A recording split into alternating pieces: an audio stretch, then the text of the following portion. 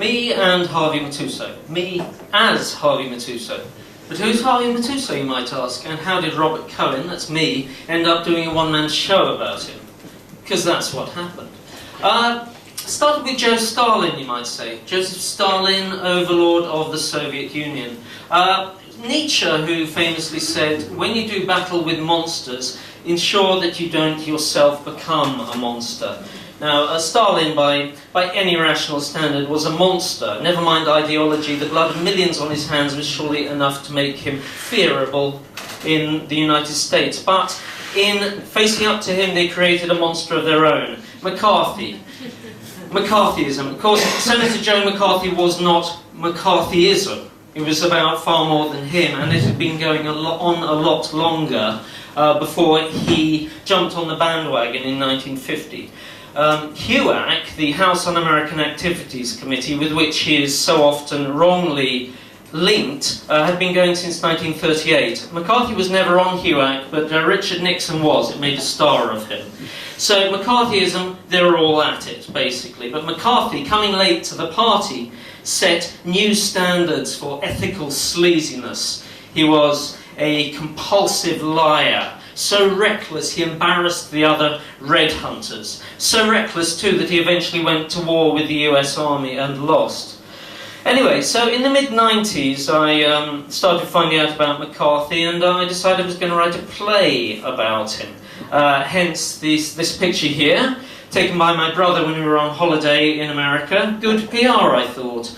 Little did I know that so many years and so much hair loss would ensue before I actually wrote the play. When I finally did, it wasn't about McCarthy at all.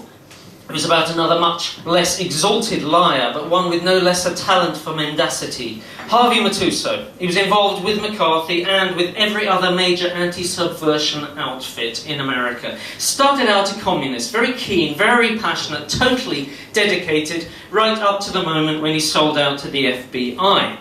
He started dropping dimes, taking names at meetings and Mayday parades, hence this useful shot of me as him doing just that.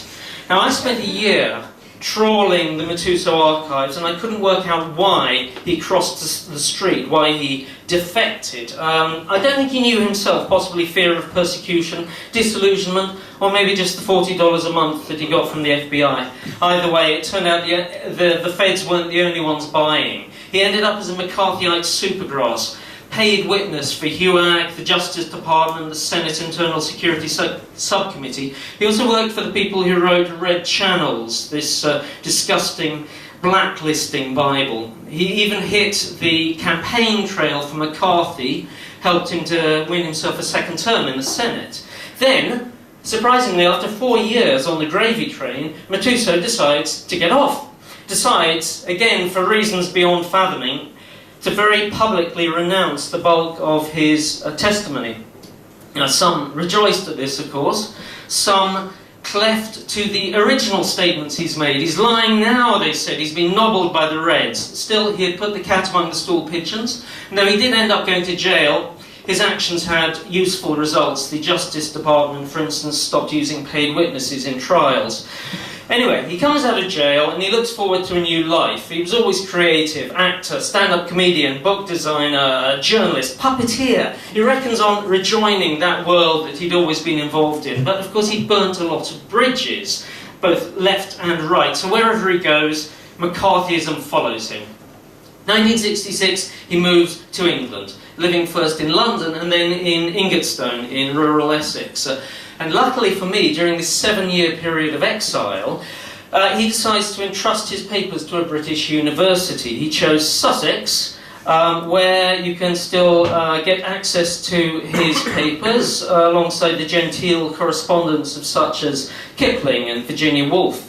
So I researched my show there, and I found that McCarthyism was only one part of his story. They've got a second archive devoted to his artistic activities, the writing, the underground films, the broadcasting, the art, the music. For instance, here we've got Harvey Matusow's Jews Harp Band, and this lady here with the dark hair is his then wife, Anna Lockwood, one of about 12 or 14 people he was married to over the course of his life. They did various collaborations, the biggest of which was called ICES 72, the International Carnival of Experimental Sound, a huge festival of avant-garde music, mostly taking place at the Roundhouse, although there was also a music train going from London to Edinburgh. John Cage was the star attraction of that festival, did a performance of his harpsichord composition at the Roundhouse.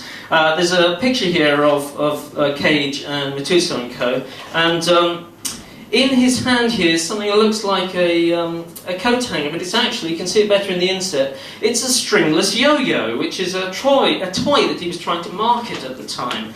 This kind of manic, creative sprawl typifies his life, far more than the McCarthy thing, but of course that was the story for a playwright. So how to do justice to both, I ended up focusing on the 7-year exile in England, allowing him to recall the McCarthy years, while also getting on with all his contemporary artistic ventures, like the Jew's Harp, for instance, as seen with me in this publicity picture. I don't actually wear that jacket in the play, by the way. As for the man himself, I wasn't able to get his personal input. He died in 2002, but the play, The Trials of Harvey Matusow, went on to much acclaim. It even won a Fringe Review teapot. But even more flattering than that was being asked by the University of Sussex, after all my many months in the archives, to give a copy of my script to them to put in those very archives. And thus, the wheel comes full circle. Thank you.